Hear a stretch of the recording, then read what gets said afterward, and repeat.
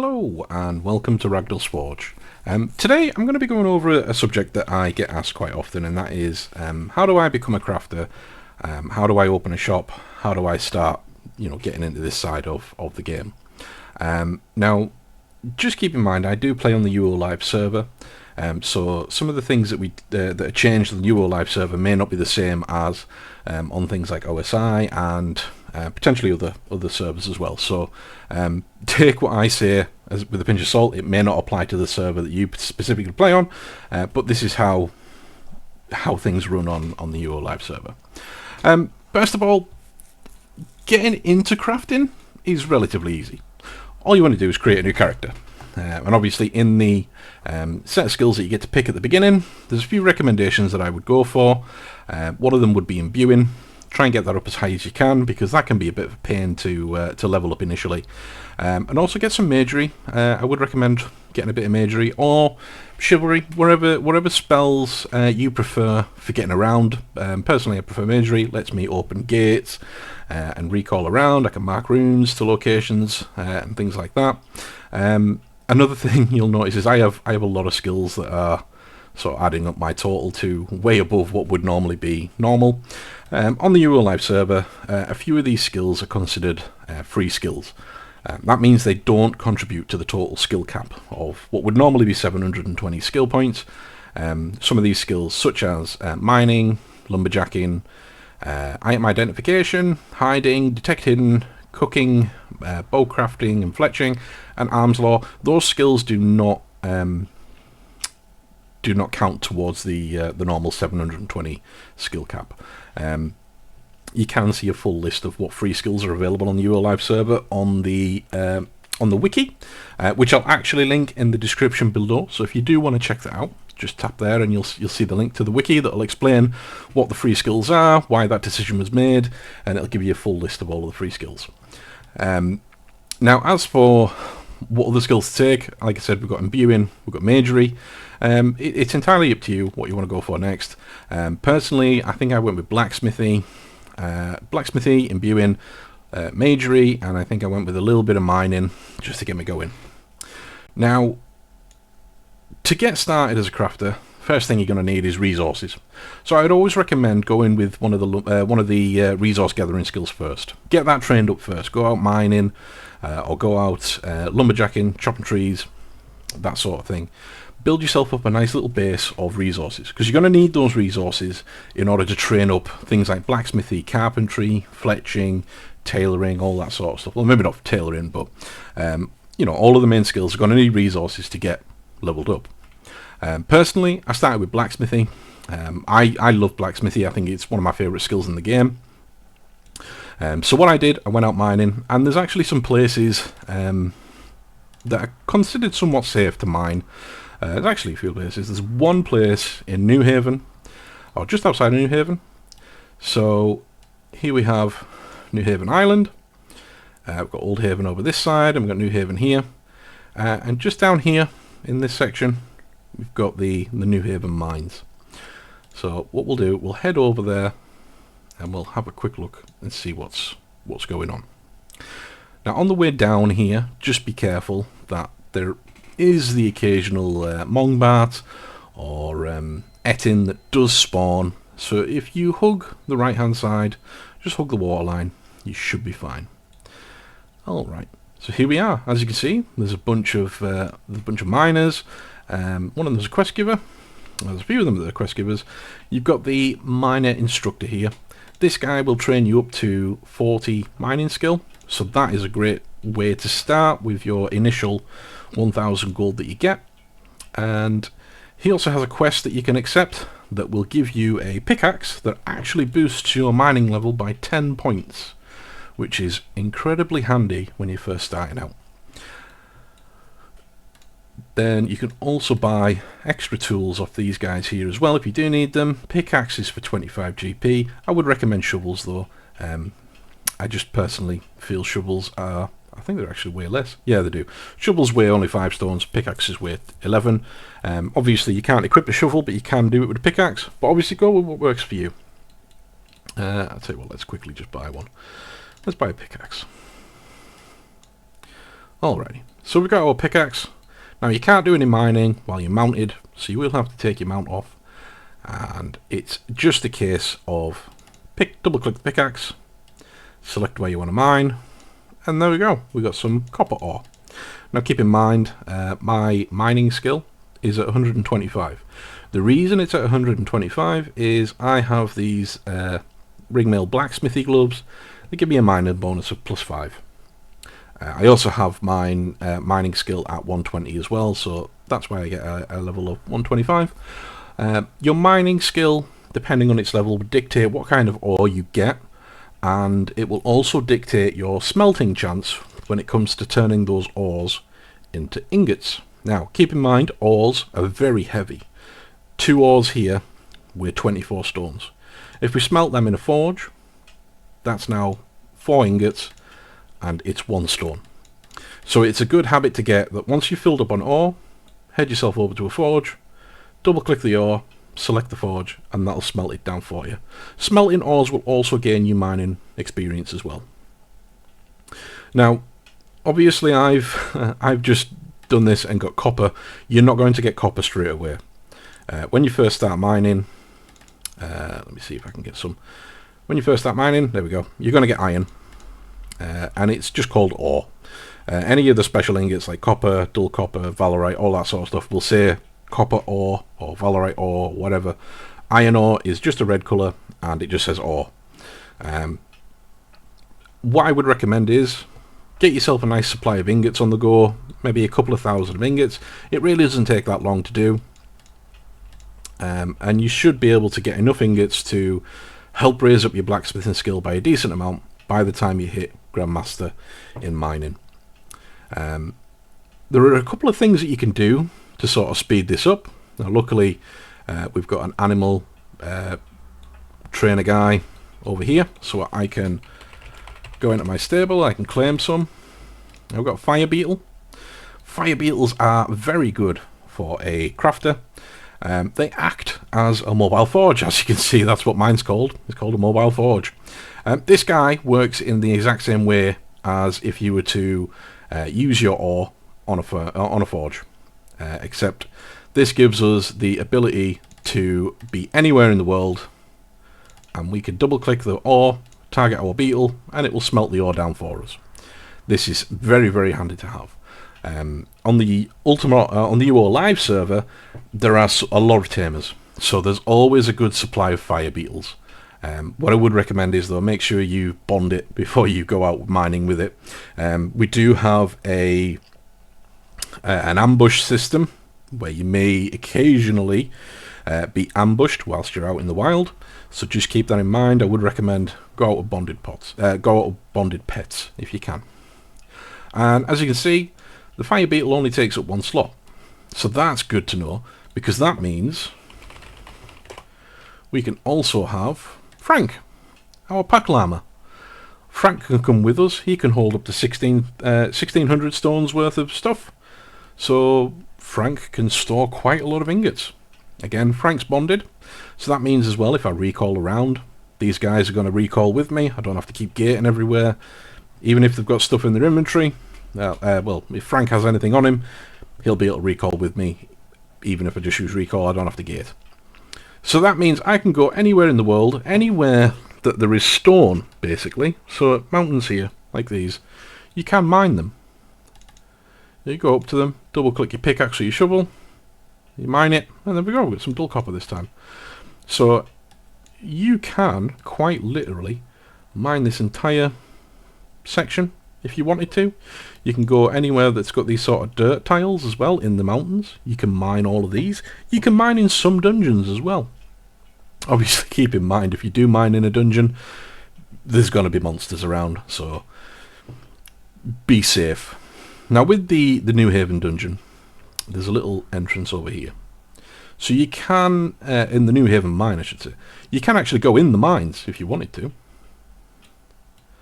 There we go. Oh, and as you can see, there's earth elementals. Oh, Frank's dead. Oh no. But yeah, inside there's earth elementals and stuff. I am not a fighter, Ragnall is not a fighter. He is a crafter. I do have some, I have GM Magery, so I do have some defensive capability. I can throw out Blade Spirits, EVs if I need to. I can teleport and hide. Oh, looks like somebody just got a random encounter. Somebody's just been ambushed. This is, oh, there we go, they must have run away.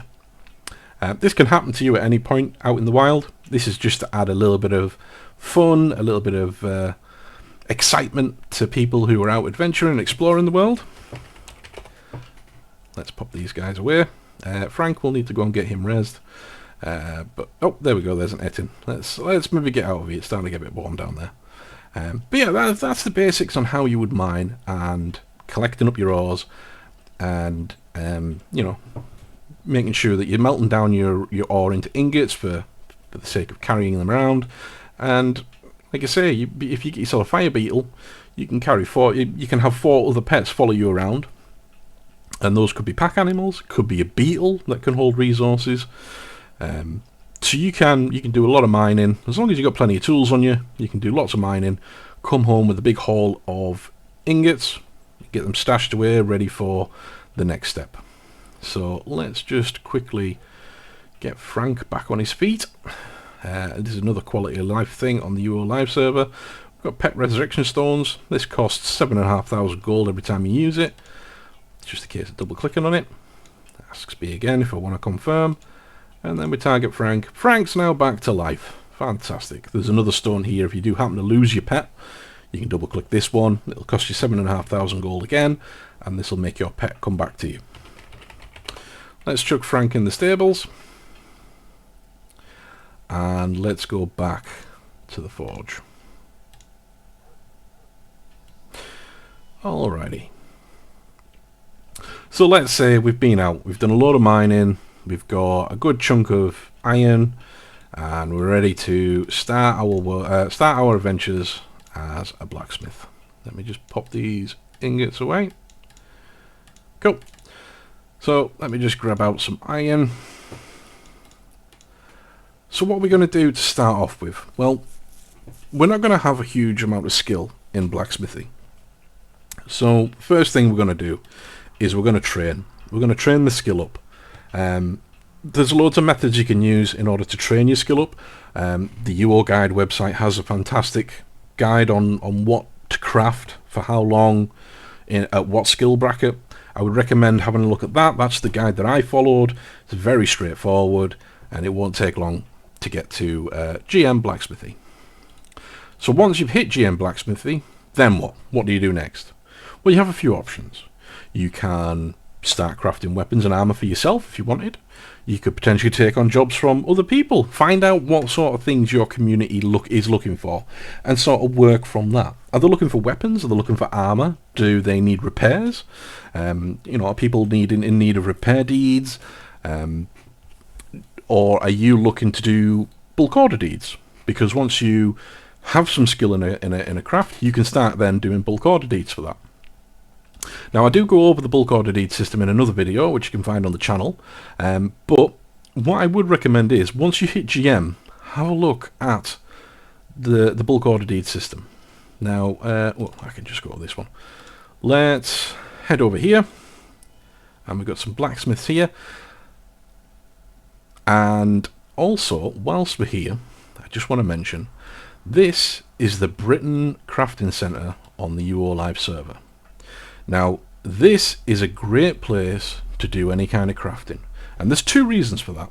The first reason would be that if you are in this area and you're doing any kind of crafting, you have the chance to save some materials when you craft it. You'll get a little pop-up in the corner saying you've created the item exceptionally well, and that'll save you a few resources. So if you are low on resources and you are trying to train up your skills on a budget, load up your pack animals, bring them over here, and do your crafting while you're here. You'll save on resources. And the second reason, on the UOAlive server, there's a thing called Britcoins. If you are actively using the Britain Crafting Centre, you will gain bonus Britcoins for being here.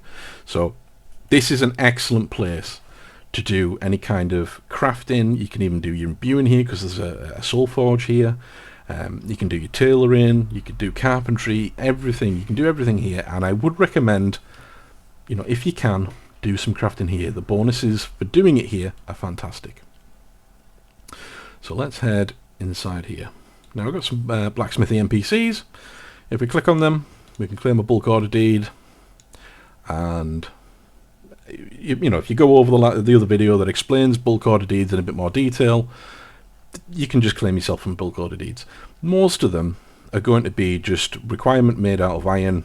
Create this number of this item, and they all need to be exceptional. This is a great way to start earning items, gold, and a little bit of notoriety as a blacksmith. And once you've completed the bulk order deeds, you can hand them in, and you can start claiming things as rewards. Depending on the type of bulk order deed you do, will dictate the amount of points you get, and then you've got all these different rewards to choose from. So, for example, here we've got the ring mill mining gloves that give you a +5 to your mining, which is what I wear. You've got things like power of fortification. That's something that's always in demand. People are always after power of fortification. That's used to increase the maximum durability on items. So a lot of other crafters will want this. Other players will want this. It's always an item that's in high demand. You've got all of your different runic tools here. So if you're wanting to make some really custom gear sets, maybe some custom armor, you know, you've got a friend, or you want to make some custom weapons, you can get your runic hammers here as well. There's other things you can get, like the Master Craftsman talismans. I'm actually wearing one for tailoring now. These give you failure protection. So if you're creating something that's, you know, pretty hard to make, or you've got a low success chance by wearing this amulet, this talisman, sorry, you won't lose any of the materials if you fail, but it does have charges, so keep that in mind. You can recharge these with a runed switch though. And here we go, we've got power scrolls for blacksmithy, and you can do the same thing with tailoring. Once you've got your tailoring up, you can start doing bods for tailoring, and again, start doing bods, you'll be able to get access to the power scrolls. So we've got 110 blacksmithing, 105 blacksmithing, 115, and finally 120. 900 points, and that'll get you the 120 blacksmithing. Another thing you might want to pick up as well while you're here is one of these ancient smithy hammers. It's 1,100 points, but it gives you +60 to your blacksmithy skill, and this will take you over the 120 cap. So there you can see there, I'm now at 180 blacksmithy just by wearing the hammer. Now if you craft something while wearing the hammer, it will use a charge on the hammer, but that is a very good item. If you're creating things with a very low success chance, just by equipping the ancient smithy hammer, that boosts your skill up by 60 points to bring it to 180. You'll be able to craft 99% of things in the blacksmithing menu without failing. It will use a charge, but you know, as you're doing bods, as you're collecting up things for runics, you know, you should be able to save up a good amount of points to get yourself another one, and these last for a long time. If you're careful and you're making sure you're not equipping it when you're crafting random things, you can get a lot of use out of these. In fact, I've only ever claimed 2 for the 2 years I've been on the server. I think I've claimed 2, maybe 3 hammers at most. That's how long they last me. That's how I got into blacksmithing. And you can do the same thing for tailoring and carpentry as well. Tailoring is a little bit different in terms of resource gathering. Now obviously there's a few things that you can do. You can, for example, let's say that gold is a little bit light, and you know you haven't really got the means to go to the tailor and buy thousands and hundreds of thousands of cloth. There is a way you can get cloth for free, and it involves picking cotton, or shearing sheep for wool is another option. So what we can do, we can go to Brit, and just outside of Brit, if we go up here, we go to the west. In fact, let me pull out the map, make it a little bit bigger so you can see exactly where we're going. We're going to go up to these fields here. Now, some of these fields will have a specific plant that we're after. Oh yeah, it's Halloween, so the Halloween creatures are still floating around. There we go. Here we go. Some cotton. Now, we can pick the cotton. We just double click on it, and there's a bale of cotton. Let's grab that. Let's make our map a bit smaller, and let's run away from that pumpkin. Grab a little bit more cotton. There we go. And we'll run over here. And we'll grab a bit more cotton. There we go, that'll do. Let's get out of here before we get killed. And let's go back to New Haven. Now, in most tailor shops, you will find a spinning wheel. Here's one. And what we can do, we can double click the cotton and tap on the spinning wheel. You see the spinning wheel's now spinning round. And after a second or two, we get some spools of thread. So that one cotton gave us 6 spools of thread. We use the other one, it's now spinning it into thread. And we now got 12. And 18. Now this is obviously a little bit labour intense, but you know, if you're being quite frugal with your money, totally an option. So once we've made it into thread, we can then come over to the loom. I am trying to use that on a loom. Maybe the hitbox is just a bit funny. Oh, there we go.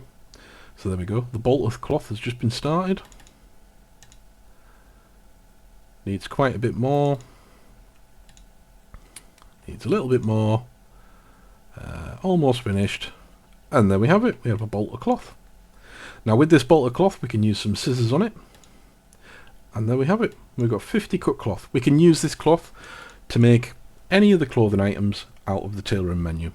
So that is a way, if you are, you know, running a little bit low on money, or you're just starting out, where you're able to gather cloth and fabric and make your own cloth and fabric and stuff and not have to pay anything for it. It may seem like there's a little bit of work involved, but ultimately if you're trying to keep costs low, this is an option. And one thing you can do is you can bind your last object, use last object to a specific key, and you can even set up a macro for this. Use last object, wait for target, last target, and then you just hit that hotkey and it will just continually use the item on the loom. Make things a little bit quicker for yourself. And obviously we picked up 4 bales of cotton, I should say. So let's just see how much cloth can we get out of those 4. There we go. Almost finished. Let's just buy some thread. It looks like I was one short. There we go. So we got 4 more. Let's chop them up with the scissors. So in total, out of 4 bales of cotton and 1 spool of thread that we had to buy, we ended up with 250 cloth. Now that'll make quite a few different clothing items. I just don't have a sewing kit on me, so I'll quickly buy one. You know, we can make all kinds of hats. We can make all different kinds of clothes. And just like blacksmithy, there is a guide on the UOAlive, on the UO Guide website that basically tells you what to craft at what level for the most optimal gains. I would recommend having a look at that, and that'll tell you what you should be crafting at what level. Skill gain is going to be different depending on the server. On the UOAlive server, skill gain is increased slightly, so it won't take you as long to hit 100 hit GM as what it might on OSI. Just another thing that's different about this server compared to others. Obviously every server is going to be different, so you know, take how I experienced the game with a pinch of salt compared to other servers. And again, just like blacksmithy, we've got the reward system for doing tailoring boards, and again we've got power scrolls that we can do in order to get 120.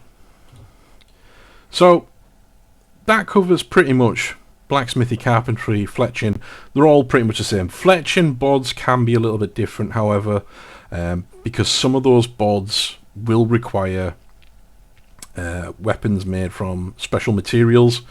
And you will need recipes for those, so it can be a bit of a pain when it comes to bulk order deeds for bowcrafting. But I mean, this is giving me regular Regular repeating crossbows made out of oak. Let's have a look. Yeah, Slayer longbows. So in order to complete this bod, we would need the Slayer longbow recipe, which can be obtained from Heartwood.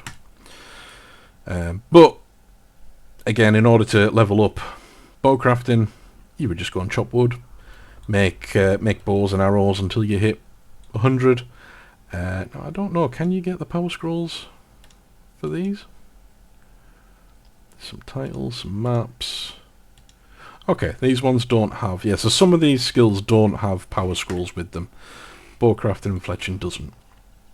So you would have to gain that through other means. Each server is going to have a different way of doing it. On the UOAlive server, you can get them from various different ways. Yeah, it's something that I would recommend reaching out to your community about to see how is best to get them. Imbuing. Imbuing is a great skill to have for a crafter. Imbuing lets you take items that you've crafted and expand on them further. It allows you to add and change modifiers on the weapons. So say for example we created a longsword, we would be able to add things like swing speed increase, we'll be able to add different types of slayers. I did a full breakdown video on imbuing on another video, so please do have a look at that one. I'll have that one linked below as well. Just so if you want to understand the imbuing system a little bit better, that video and that video series goes into a lot more detail about it. But once you've got your blacksmithy up, your tailoring up, you've got your imbuing up, you're pretty much set to now start crafting your own weapons and armor sets. Now I do have a number of videos that go into detail on crafting specific types of suits. Those are great videos if you do want to learn the basics on crafting a suit and then imbuing the suit. So those are things that I would definitely recommend. Now when it comes to setting up a vendor and selling those goods to the player base, keep in mind that it is not going to be an overnight success. There's a lot more involved in it. This is the one thing that sort of disheartens a lot of players when I speak to them, is that why am I not achieving a lot of sales? Why am I not making all of this gold that I want to make? And the biggest thing I can tell people is patience is key. Advertising your shop, advertising your business, that is a massive part of it. Be engaging with the community and talk to people and offer services out and check out what people, see what people are in, check out what people are wanting, see the sort of things that are in demand and go from there. It takes a long time because you need to build up a reputation, you need to build up a name on the server or wherever it is that you are, and that is a slow process. It's not something that's going to happen overnight. Now, I've been active on this server for over 2 years now, so I would like to think that a lot of people know who I am and that people sort of know the services that I can offer. But as always, if you do have any questions, you can always grab me on the UOAlive Discord. I'm usually floating around in there. I'm also in game a lot as well, so you can drop by the Forge to come and see us. But yeah, thanks very much for watching, and I'll see you next time.